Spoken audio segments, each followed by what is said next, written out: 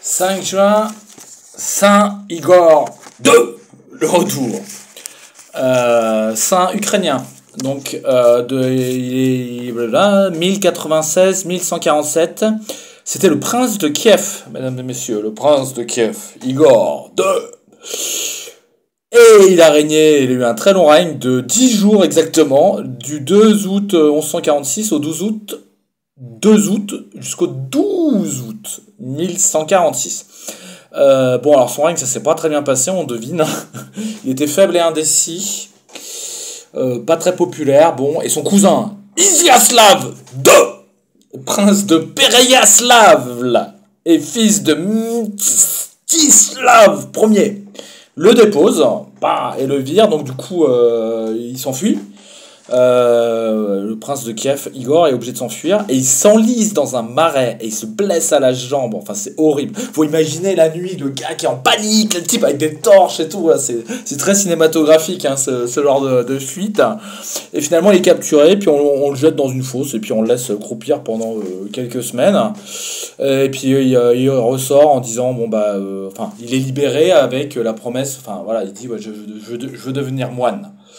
Alors je sais pas jusqu'à quel point c'est forcé ou pas d'ailleurs ce genre de choses là, mais bon, voilà, donc il a abandonné tous, on le tonsure et on l'enferme dans le monastère Saint-Théodore de Kiev. Donc vraiment le truc incroyable quoi, le prince de Kiev qui est fini moine, mais c'est compté sans la rancune des Kievois.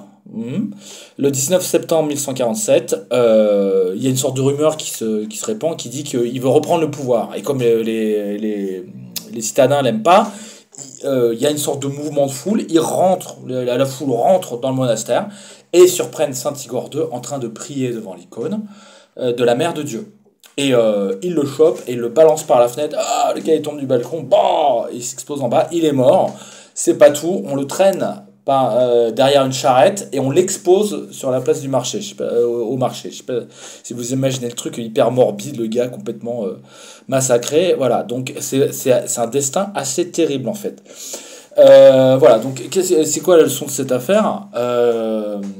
Bah, c'est une histoire haute en couleur, mais ce que je voudrais retenir, c'est la bifurcation, c'est-à-dire qu'effectivement, prince ou moine, finalement, il y a cette idée-là. Et je suis sûr qu'il y a des tas de saints qui auraient pu devenir rois ou autre chose, mais qui ont décidé d'être moines. Le premier qui me vient en tête, c'est pas tout à fait la même chose, mais c'est Saint François qui a essayé d'avoir une carrière dans les armes. Ça n'a pas marché du tout.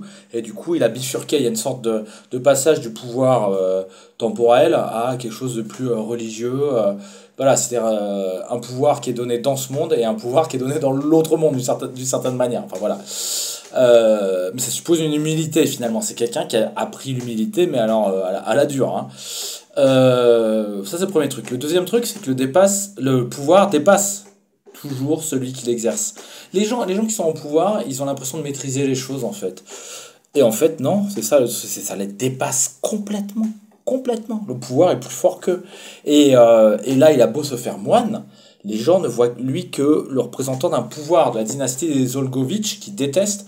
Et il n'arrive pas à sortir en fait finalement, même quand il est en moine tonsuré en adoration devant l'icône de la Mère de Dieu, eh ben on le bute quand même le gars quoi. Hein. C'est comme s'il y avait le sceau du pouvoir finalement, le pouvoir finalement est une sorte de marque comme ça. Et voilà quoi, il n'arrive pas à échapper finalement à son destin de prince de Kiev, même s'il est moine. Donc voilà, c'est un destin assez pathétique, une sorte de dégringolade sociale et statutaire et une humiliation totale avant la mort et après la mort. Et d'un seul coup, pouf, il se transfigure en saint. C'est mystérieux, hein. C'est mystérieux. Et en plus, il a rien fait de... Enfin, voilà, il est considéré comme étant mort en innocent. Après, rétrospectivement, il y a eu des miracles, etc. Donc tout ça est bien mystérieux. Et s'il ne reste plus qu'à dire Saint-Igor de Kiev, priez pour nous. Saint-Igor II de Kiev, apprenez-nous à vous aimer. Merci.